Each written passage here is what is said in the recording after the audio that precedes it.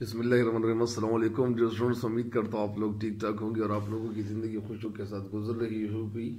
اور یہی ایک تمنا ہے، یہ ایک امید ہے، اور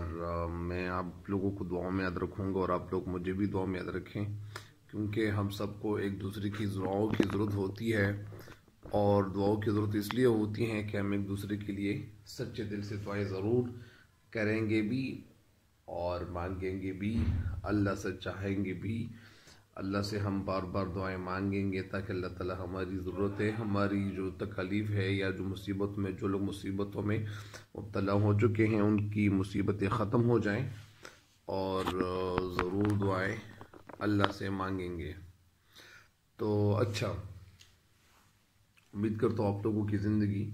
خوشیوں کے ساتھ گزر رہی ہوگی، اور یہی تمنائیں ہیں، یہی امیدیں ہیں، اور انشاءاللہ آپ لوگوں کو جو جتنے بھی طلباء ہیں، اسٹوڈنٹس ہیں، وہ پڑھائی کر رہے ہیں، مطالعہ کر رہے ہیں، تو ایسا نہیں ہے کہ ان کا مطالعہ، ان کی پڑھائی وہ رنگ نہیں لائے گی، انشاءاللہ وہ ضرور رنگ لائے گی، اور انشاءاللہ کامیابی آپ لوگوں کو ضرور ملے گی، ٹھیک ہے؟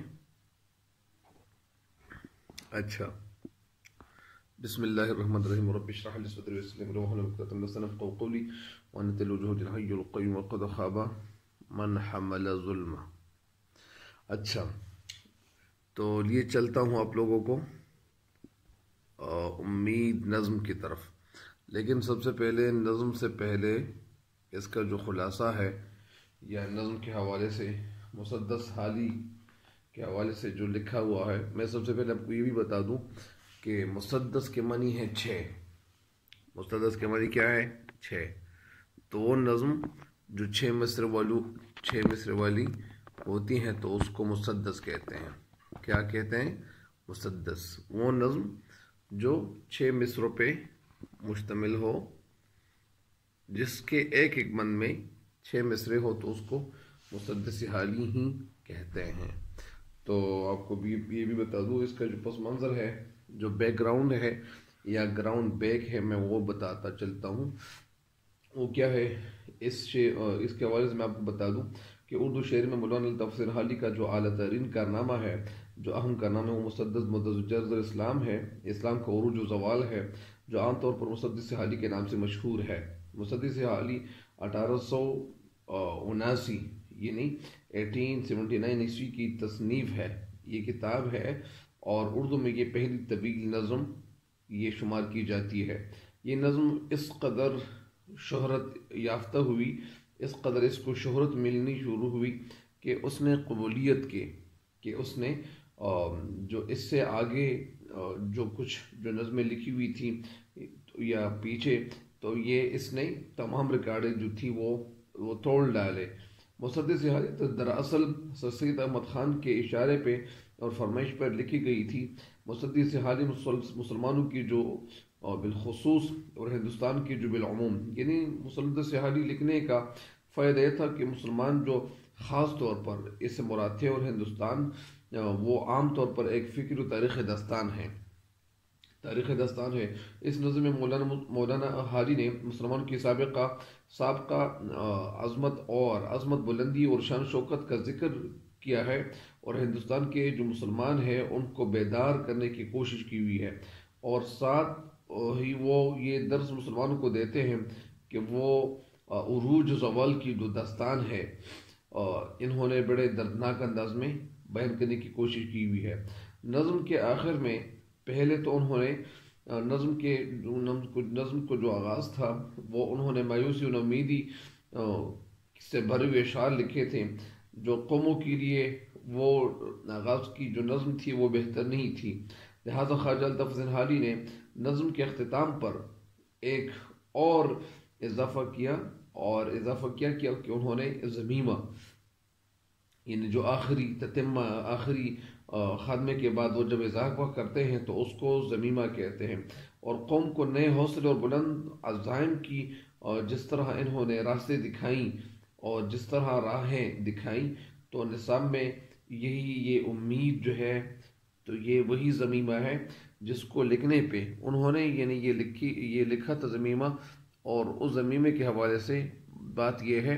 کہ اس ضمیمے کے حوالے سے اس کو اتنی شہرت ہوئی، اور جس کی وجہ سے قوموں کے جو دلوں میں امید کی جو کرنیں تھیں وہ اسی طرح وہ روشن ہوئیں، اور اسی طرح مسلمانوں نے اس نظم سے بڑا فائدہ اٹھایا۔ یہ تو تھا تھوڑا سا ایک جائزہ، اور ابھی تشریح کی طرف آپ کو لیے چلتا ہوں۔ مسدس حالی کب پیدا ہوئے تھے؟ وہ 1800 کب پیدا ہوئے تھے؟ 1837 میں۔ تو 1837 میں پیدا ہوئے تھے، اور 1914 میں ان کی وفات ہوئی تھی۔ بہرحال انہوں نے نثر بھی لکھی تھی، نثر میں بھی کئی کتابیں لکھی ہوئی ہیں، اور نظم میں بھی لکھی ہوئی ہے، لیکن میں آپ کو صرف تشریح کی طرف آپ کو لیے چلتا ہوں۔ یہ پہلا بند ہے، بسم اللہ الرحمن الرحیم۔ بس اے نا امیدی نیو دل بجھا تو، جھک اے امید اپنی آخر دکھا تو، ذرا نا امیدوں کی ڈھارس بندھا تو، فسردہ دلوں کے دل آ کر بڑھا تو، تیرے دم سے مردوں میں جانیں پڑی ہیں، جلی کھیتیاں تو نے سرسبز کی ہیں۔ یہ امید کی طرف مسلمانوں کو اشارہ کرتے ہوئے شاعر کہتے ہیں۔ اس نظم کی تشریح بھی میں آپ کو بتاتا چلوں۔ یہ شاعر کہتے ہیں کہ بس اے نا امیدی، یعنی اے نا امیدی نیو دل بجھا تو، اے نا امیدی اب تو مزید دلوں کو بجھانا چھوڑ، جھلک اے امید اپنی آخر دکھا تو، اور اے امید آخر تم اپنی جھلک دکھانا شروع کر لو، تو اپنا آپ کے اندر جتنی طاقت ہے وہ طاقت بکھیرنا، وہ طاقت ہمیں دکھانا شروع کر دو، ذرا نا امیدوں کی ڈھارس بندھا تو، اور وہ لوگ جو نا امید ہو چکے ہیں، ڈھارس کے معنی ہے امید، یعنی ان کا حوصلہ، ڈھارس کے معنی حوصلہ، یعنی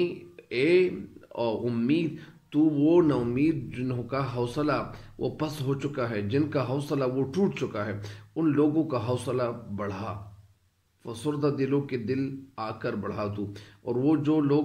جن لوگوں کے دل فسردہ ہیں، اداس ہے، غمگین ہے، ملول ہے، تو ان کے دلوں کے حوصلے بھی بڑھا، تیرے دم سے مردوں میں جانے پڑی ہے، اور اے امید تیری وجہ سے وہ لوگ جو مردہ ہیں ان کے دلوں میں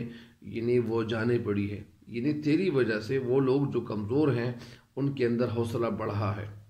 حوصلہ پیدا ہو گیا ہے، جلی کھیتیاں تو نے سرسبز کی ہے، اور وہ کھیتیاں جو جل کر راکھ ہو جاتی ہیں، یعنی مطلب یہ ہے کہ وہ لوگ جو یعنی کھیتیاں، یعنی وہ لوگ جن کو راکھ کیا گیا ہے، یا وہ راکھ ہو گئے ہوں گے، راکھ ہو جاتے ہیں، اور اس کے بعد ان راکھ کھیتوں کو جو سرسبز میں تبدیل کیا ہے، تو وہ امید ہی ہے۔ اچھا، آپ لوگوں کو میں لیے چلتا ہوں اس شعر کی اس سارے بند کی تشریح کی طرف۔ اس بند میں شاعر مسلمان جو بر صغیر کے مسلمان تھے، وہ ان مسلمان کی طرف یعنی جو صدیوں تک ان کی کیا تھی، شان و شوکت تھی، اور وہ حکومت کر رہے تھے، لیکن جب اسلامی اصولوں سے وہ مسلمان جو تھے وہ غافل ہوئے، وہ انہوں نے غفلت کرنا شروع کیا، تو آپس کے جو اختلافات کی وجہ سے وہ سارے لوگ کیا ہوئے، غلامی کے شکار ہو گئے۔ انہوں نے کیا تھا، جب بھی مسلمان عیش و عشرت کی زندگی گزارنا شروع کرتا ہے، اور اپنے اللہ اور اپنے پیارے حبیب صلی اللہ علیہ وسلم، خاتم النبی صلی اللہ علیہ وسلم کی زندگی کو چھوڑنا شروع کرتے ہیں، تو ظاہری بات ہے کہ وہ قیامت تو ضرور ان پہ ٹوٹے گی، قیامت دنیا ہی کی زندگی میں ان پہ ٹوٹنا شروع ہو جائے گی۔ اسی وجہ سے یہ مسلمان کیا ہوئے، انہوں نے اپنی زندگی، اپنے مرجعی زندگی گزارنی شروع کی تھی، تو اسی وجہ سے غلامی میں مسلمانوں کی جو حالت تھی وہ بہت نیچے ہو گئی تھی، کمزور ہو گئی تھی، اور وہ مایوسی کی ایسی فضا اور ایسا ماحول بنا ہوا تھا کہ مسلمانوں نے آزادی اور ترقی کی کوششیں جو تھی وہ چھوڑ دی تھی، وہ مزید کوششیں نہیں کر رہے تھے۔ تو اس بند میں شاعر نا امیدی سے کہتا ہے کہ تو ہمارے دلوں کو مزید نہ بجھا، ہمارے دلوں کو مزید مردہ نہ کر، ہم پہلے سے بہت مرد دل ہو چکے ہیں، ہم پہلے سے بہت تباہ ہو چکے ہیں۔ یعنی شاعر کہتے ہیں کہ اے امید، اب تو اپنی جھلک دکھا، اپنی طاقت دکھا اور اپنی جھلک دکھا۔ جو مسلمان مایوس ہو کر وہ وہ ہار چکے ہیں، بے ہمت ہو گئے ہیں، تو اے امید تو انہیں حوصلہ دے، ان لوگوں کو حوصلہ دے جو لوگ حوصلہ ہار چکے ہیں، ان میں زندہ قوموں کی خوبیاں تو پیدا کر۔ اے امید تو ان لوگوں کے دلوں میں زندہ قوموں کی خوبیاں پیدا کر، یعنی وہ کوالٹیز پیدا کر۔ جب ہم گزشتہ زمانے کے جو حالات ہیں، اگر ہم ان حالات پہ نظر ڈالتے ہیں، ان حالات کو اپنے ذہن میں بٹھانے کی کوشش کرتے ہیں، ان حالات کو اپنے سامنے بیان کرنے کی کوشش کرتے ہیں، تو تاریخ میں ہمیں ایسی بے شمار واقعات، ایسی بے شمار حالات وہ ہمارے سامنے آ جاتے ہیں کہ جب ہم ان حالات پہ نظر دوڑاتے ہیں، ہم ان حالات کو اپنے سامنے لاتے ہیں، تو ہمیں بے شمار ایسے کارنامے، ایسے حالات ملتے ہیں جو ہم سے زیادہ وہ لوگ بری حالت میں تھے، قسمہ پرسی کی حالت میں، ناگفتبے حالت میں تھے، خراب حالت میں تھے، تباہ شدہ حالت میں تھے، لیکن انہوں نے امید کو جب مضبوطی سے تھام لیا، جب انہوں نے امید کے سہارے کوششیں شروع کی، امید کو اپنا رستہ، اپنا رہنما بنایا، اپنا گائیڈ بنایا، تو پھر کیا ہوا؟ جو ہم سے زیادہ بری حالت میں وہ لوگ تھے، وہ قومیں تھیں، ان قوموں نے امید کے سہارے کوششیں وہ شروع کی اور انہوں نے محنت کرنا شروع کی، تو وہ لوگ کیا ہوئی؟ وہ قومیں آزاد ہو گئی۔ ان کو آزادی اس لیے مل گئی کہ انہوں نے محنت کرنا شروع کیا ہوا تھا، ان میں امید کی وجہ سے نئی جان پڑ گئی، امید کی وجہ سے ان کے جو حوصلے تھے وہ بلند ہوئے۔ پہلے ان کی مثال، پہلے وہ لوگ کس طرح تھے؟ پہلے وہ لوگ جو ناامید ہو چکے تھے، ان کی مثال جلی ہوئی ویران کھیتیوں کی طرح تھے، یعنی وہ لوگ پہلے جلی ہوئی کھیتیاں تھیں، لیکن جب ان کے اندر امید اور حوصلہ پیدا ہوا، پھر وہ ایسی ترقی یافتہ قوموں کی صف میں شامل ہوئے، پھر وہ لوگ ایسی ترقی یافتہ قومیں بن گئی جیسے جلی ہوئی کھیتیاں سرسبز ہو گئی ہو۔ یعنی اس کا مطلب یہ ہے کہ جب ایک قوم وہ امید کے سہارے زندگی گزارنا شروع کرتا ہے، تو پھر ظاہری بات ہے کہ وہ قوم آگے بڑھے گی، وہ قوم ترقی کی طرف چلے گی۔ اسی وجہ سے شاعر کہتے ہیں کہ شاعر اصل میں یعنی مولانا الطاف حسین حالی اپنی مسلمان بھائیوں کو حوصلہ دلا رہے ہیں، اور مسلمانوں کو حوصلہ دلا رہے ہیں کہ مسلمانوں ذرا تابعدار ہو جائیں، ذرا کوشش شروع کر، کیونکہ تیرے اندر بہت کچھ ہے۔ اور پھر کچھ نہ کچھ یعنی پھر ساتھ ساتھ اور پھر یہ علامہ اقبال رحمۃ اللہ علیہ کی جو شاعری تھی، کچھ بہت کام تو الطاف حسین حالی کی شاعری نے بھی کچھ نہ کچھ کیا تھا۔ اور اس کے بعد جب ہمارے جو قومی شاعر تھے علامہ محمد اقبال رحمۃ اللہ علیہ، تو ان کی شاعری نے مسلمانوں کو مزید جگا دیا، مزید بیدار کر دیا، اور اسی وجہ سے یہ علامہ اقبال رحمۃ اللہ علیہ اپنی شاعری کے حوالے سے کہتے ہیں کہ شاعری تو وہ شاعری ہے جس میں مسلمانوں کے لیے ایک پیغام ہو، جس میں مسلمانوں کو زندگی گزارنے کا ایک سندیسہ یعنی ایک پیغام ہو۔ تو اسی وجہ سے علامہ اقبال رحمۃ اللہ علیہ نے اپنے شاعری کے ذریعے مسلمانوں کے اندر جو پوشیدہ جذبات تھے ان کے اندر حوصلہ پیدا کیا، اور اسی وجہ سے علامہ اقبال رحمۃ اللہ علیہ کی جگہ یہ بھی کہتے ہیں کہ نہیں ہے نا امید اقبال اپنی کشتی ویرا سے، ذرا نم ہو تو یہ مٹی بہت زرخیز ہے ساقی۔ مٹی یا مٹی دونوں طریقوں سے پڑھ سکتے ہیں، لیکن یہ لفظ کیا ہے آخر میں؟ بہت زرخیز ہے ساقی۔ تو اسی وجہ سے شاعر پھر یا اسی طرح علامہ اقبال رحمۃ اللہ کی جگہ یہ بھی کہتے ہیں کہ ستاروں سے آگے جہاں اور بھی ہے، ابھی عشق کے امتحا اور بھی ہے۔ تو اسی وجہ سے علامہ اقبال رحمۃ اللہ علیہ کا ایک شعر اس سے حوصلہ اور اس سے جو ہمت ہے وہ بندھانے کی کوشش کرتے تھے، حوصلہ بڑھانے کی کوشش کرتے تھے۔ اور ظاہری بات ہے کہ جب ایک مسلمان اور جب ان کے اندر حوصلہ پیدا ہو، وہ امید کے سہارے زندگی گزارنا شروع کر دے، تو ظاہری بات ہے کہ ان کے اندر تو ایک ایمانی طاقت بھی ہوتی ہے۔ اور اسی وجہ سے اگر آج کل میں مسلمانوں کو اس اشعار کے پس منظر میں اگر میں آپ کو یہ پیغام دینا چاہوں کہ آج کل جو ہمارے مسلمان بھائی ہیں میرے جتنے بھی یعنی وہ مسلمان بھائی ہیں، بہت سارے جو طلباء ہیں، اسٹوڈنٹس ہیں، وہ پھر ابھی ان کے دلوں میں مطلب کیا ہے کہ ان کے دلوں میں مختلف گیمز کھیلنے کا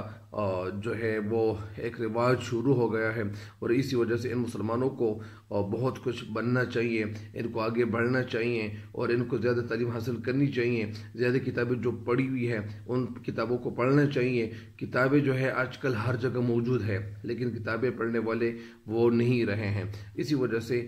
جس طرح مسلمان پہلے وہ دوسرے لوگوں سے مار کھا چکے تھے تو شاید اس دفعہ پھر کھائیں، لیکن انشاءاللہ ہم امید کے سہارے زندگی گزاریں گے، اور ہمارے اندر بہت حوصلہ ہے، ہمارے اندر بہت ہمت ہے، اور اسی وجہ سے جب یہ مسلمان، یہ نوجوان اور اسی طرح یہ جو طلباء ہیں یہ اپنی تعلیم کی طرف توجہ دیں گے، باقی جو اور چیزیں ہیں ان کی طرف توجہ نہیں دیں گے، تو انشاءاللہ وہ دن دور نہیں ہے کہ یہ مسلمان پھر کبھی انشاءاللہ شکست نہیں کھائے گی، اور یہ ان کی زندگی خوبصورت طریقے سے گزرے گی انشاءاللہ۔ تو ابھی اس بند کی تشریح مکمل ہو گئی ہے، امید کرتا ہوں کہ انشاءاللہ آپ کو اس سے بہت زیادہ فائدہ ہوگا، اور آپ اس سے انشاءاللہ استفادہ کریں گے۔ مجھے بھی اپنی دعاؤں میں یاد رکھیں، اور میرے اس چینل پہ جو ہر نئے آنے والے ہیں ان کو چاہیے، میں ہر مقدم کہتا ہوں، آپ لوگوں کو خوش آمدید کہتا ہوں۔ اللہ تعالیٰ ہم سب کا حامی نصر ہو، اور اللہ تعالیٰ ہم سب کو اس دنیا سے کامل ایمان کے ساتھ رخصت فرمائے، اور اللہ تعالیٰ ہم سب کو کامل ایمان کے ساتھ رخصت فرمائے، اور اللہ تعالیٰ ہم سب کو دنیا اور آخرت دونوں جہانوں کی کامیابیاں نصیب فرمائے۔ آمین والسلام۔